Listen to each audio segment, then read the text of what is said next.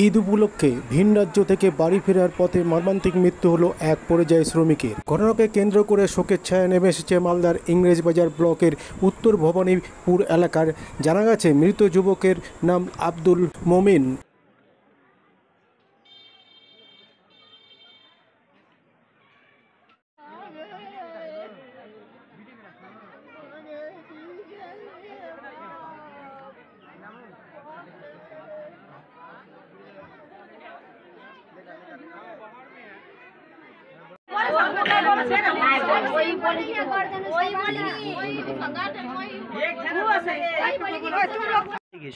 আমার স্বামী বাইরে গেছিল খাটতে গিয়ে ট্রেন থেকে পড়ে গেছে।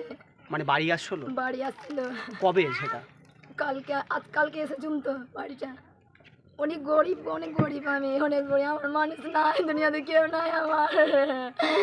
আমার মানুষেরা কেন? আমি সরকারের জন্য হেল্প চাই, যে আমার দুটো বাচ্চার জন্য। আমি নিজের জন্য চাই না, আমার দুটো বাচ্চার জন্য। টুয়ার করে চলে গেছে আমার স্বামী।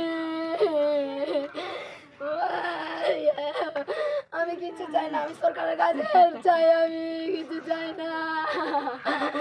আমার স্বামীর জন্য আমি কিছু চাই না। আমার দুটো পরিবার থাকলে গেলে সুখী, আমি সুখী। আমার পরিবার, আমার সরকার থেকে হেল্প চাই আমি। আমার কেউ নাই দুনিয়াতে। দিদি, কোথায় এরকম ঘটনাটা ঘটেছে? রামপুরহাটে। আপনার স্বামী কি দেহ এখন এসেছে? এখনো এসেছে? এখনো আসেনি, পৌঁছায়নি, একবারও কথা হয়নি বলে। আপনার নাম? সম্পা খাতুন। হ্যাঁ, আপনার গ্রামে একজন মারা গেছে, সে ট্রেনে আসছিল পুনে থেকে রামপুরহাটে। মানে এই ব্যাপারে আপনি কি জানেন, কি বলবেন? আমি জানি যে লোকটা পুনে থেকে আসছিল, সে রামপুরহাটে জানলার ধারে ছিল, সেখানে পড়ে যায় অজ্ঞান হয়ে। খুব ভিড় ছিল ট্রেনে, সেখানে গিয়ে পড়ে সে মারা যায়। কেমন পরিবারটি? পরিবারটা খুব দুস্থ পরিবার, খুব ছোট পরিবার, গরিব, এবং ওর দুটা মেয়ে আছে, ছোট ছোট বাচ্চা আছে। খুব গরিব পরিবার। যদি সরকার থেকে কিছু সাহায্য পাওয়া যায় সেটা আমরা দাবি করব। আর পঞ্চায়েত থেকে কিছু আমরা যতটুকু পারি আমরা পঞ্চায়েত থেকে কিছু সহযোগিতা ওনাকে করব এই পরিবারকে। আপনার নাম? আমার নাম মোহাম্মদ আনসারুল হক, আপনি? এক্স প্রধান সবানগর গ্রাম পঞ্চায়েত। বলছি দাদা, আপনার এলাকার মানে আপনার গ্রামের একজন পরিযায়ী শ্রমিক আজকে মারা গেছেন, মানে এই ব্যাপারে মানে আপনার কি ভূমিকা, মানে কি বলবেন এই ব্যাপারে? ছেলেটা পুনা থেকে কাজ করে বাড়ি ফিরছিল ঈদের জন্য। ঈদের সময় আসার সময় পুনা থেকে হাওড়া এসছে। হাওড়াতে গাড়িতে চেপে রামপুর হাটে বাড়ি আসার পথে ট্রেনে অত্যধিক ভিড়ের কারণে গেট দিয়ে ছেলেটা নিচে পড়ে যায়, পড়ে গিয়ে মারা যায়। আজকে আমরা ওখান থেকে নিয়ে এসেছিলাম, নিয়ে এসে ওকে মাটি সৎকার্য করলাম পুরোটা।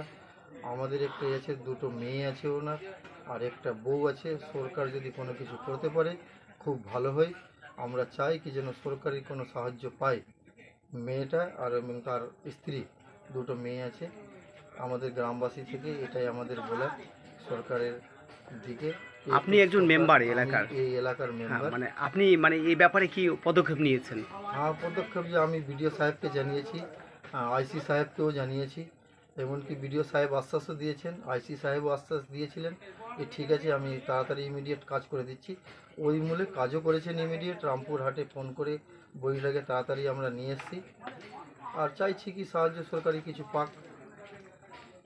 আপনার নাম? আমার নাম আলিফিটুন, আমি এই ওয়ার্ডের মেম্বার আলিফিটুন। তার নাম আবদুল্লাহ মোমিন, বাড়ি ভবানীপুর। ট্রেনে অ্যাক্সিডেন্টে মারা গেছেন, অর্থাৎ ট্রেন থেকে এসে পড়ে গিয়ে মারা গেছে। তার অকাল মৃত্যু হয়েছে। এই অকাল মৃত্যুর জন্য আমরা গ্রামবাসী সকলে দুঃখিত।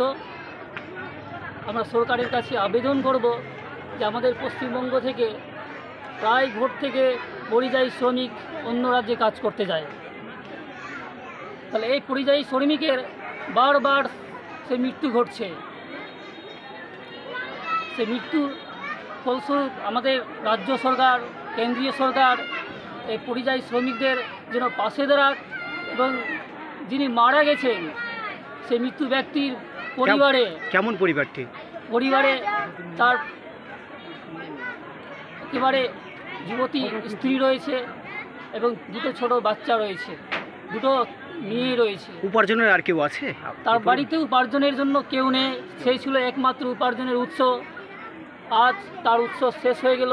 এরা একেবারে, আমরা যা অনুমান করছি, এই পরিবার অনাহারে থাকবে। কি বলছেন মানে গ্রামবাসী হিসেবে কি বলবেন? গ্রামবাসী হিসাবে বলতে চাই যে ওই পরিবারটাকে যেন আমাদের রাজ্য সরকার, কেন্দ্রীয় সরকার অর্থাৎ রেল কর্তৃপক্ষ থেকে যদি সাহায্য করে তাহলে এরা উপকৃত হবে। এবং রাজ্য সরকার থেকে যে 2 লক্ষ টাকা ক্লেম দেওয়া হয়, সেই ক্লেমটা আশা করব যেন সরকার এই পরিবারকে দেয়। এবং আরও নানাভাবে সেই আমাদের সরকার মাননীয়া শ্রীমতী মমতা ব্যানার্জি অর্থাৎ মুখ্যমন্ত্রী পাশে দাঁড়াক এবং এই পরিবারটা উপকৃত হোক, এটা আমরা আশা করব। আপনার নাম? আমার নাম দিলদার আনসারি। আপনার বাড়ি?